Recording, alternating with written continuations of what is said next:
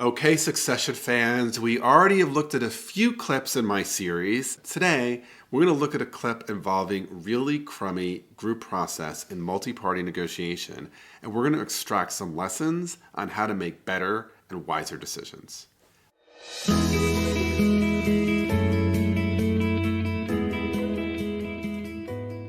Hi, I'm Bob Bordone. I'm a senior fellow at Harvard Law School and the founder and former director of Harvard's Negotiation and Mediation Clinical Program. I'm also the founder and a principal at the Cambridge Negotiation Institute. Let's go. Would anyone care for a look at the china?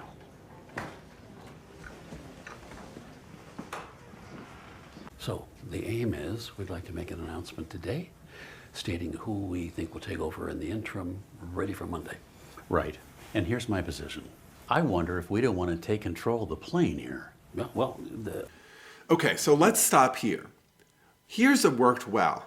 Actually being clear about what is the purpose of this meeting. It is to find an interim successor now that Logan Roy is dead. It's really important whenever you call a meeting to actually identify what the purpose is.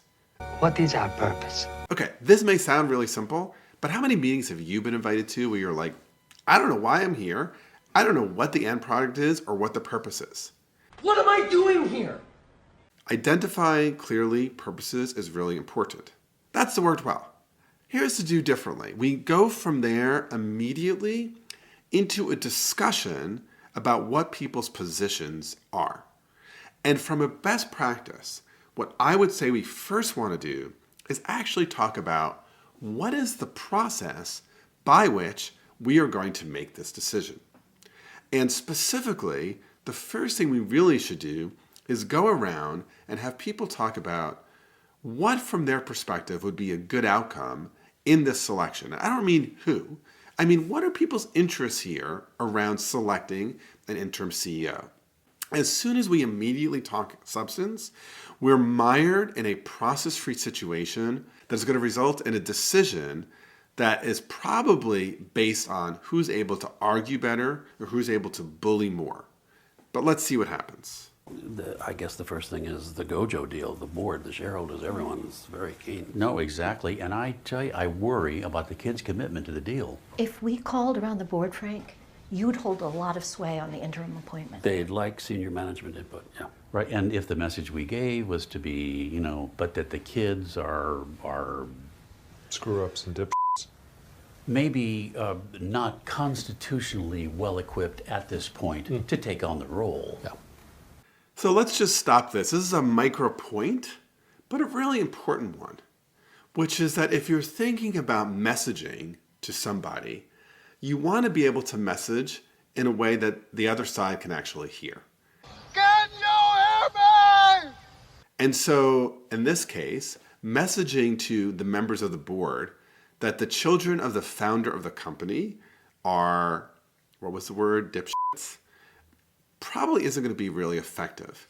So framing is a really important piece of any negotiation, and how you frame your message to the other side will increase or decrease the likelihood that you'll actually be persuasive with them. I guess the question then would just be, who might we favor? Jerry, obviously, is a safe pair of hands. She's done it recently. Yeah. Although obviously, generally speaking, the CFO might be considered the natural interim. Yeah. I guess you've already had your tilt at the windmill, huh, Jerry? Exactly. I've already done it. So let's just stop here. Right, because now we're in a haggle. Lots of times when we think about haggling, we think about haggling over like a price point or a salary. This is a different kind of haggle though, right? It's like, should it be Jerry or should it be the interim CEO? And then we're going to make arguments that may or may not be persuasive to any of the decision makers. And there's also a level of condescension going on here, right? I mean, and frankly, misogyny.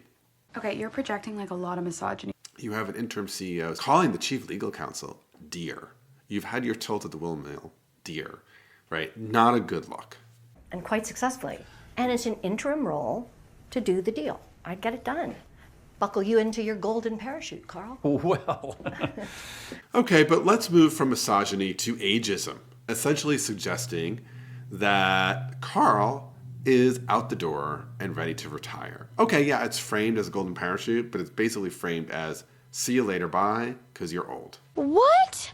But you're too old for this. Pushed me out the plane so fast there, Jer. Oh. Well, with the old man gone, I can't help but wonder if I don't have a little left to give. Look, I think you're a corporate legend. What you did in the 90s with cable, huge. Logan was souring on you. Well, Logan's not around anymore. I would just like to say to the senior group of very respected graybeards that all I have ever personally asked is the chance to serve. I mean, I'm sick with grief. Oh, you're but sick with grief?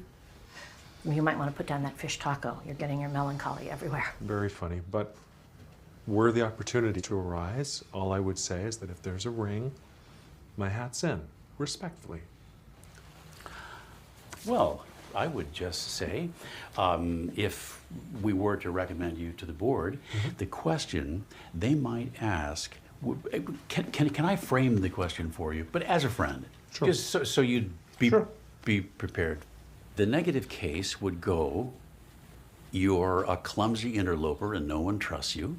The only guy pulling for you is dead, and now you're just married to the ex-boss's daughter, and she doesn't even like you. And you are fair and squarely fucked. Jesus, Carl. Frank, can I grab you for a second? Oh, sure. Yeah. Okay, so there are various ways to evaluate candidates in a process and assess the pros and cons. But this is not the way to do it.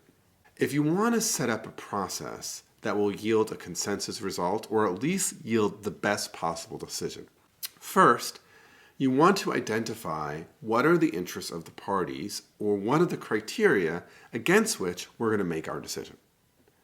That should be clearly articulated and agreed upon. Then you might ask for who are the candidates and go through each candidate systematically and say how are they doing on each of the interests or criteria. And then you actually have to have a way of making the decision. What's interesting about this is that there has never been any discussion on what is the rule of decision.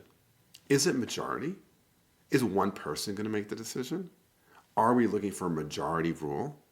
Who gets to vote and who gets to decide? I think the takeaway here is a really important one, which is in any multi-party negotiation, it's essential to articulate in advance an understandable process where we start by understanding what is the purpose of the meeting and then set up a sequence or agenda of what we're going to do when, and make sure that that process also has a clearly identifiable rule of decision.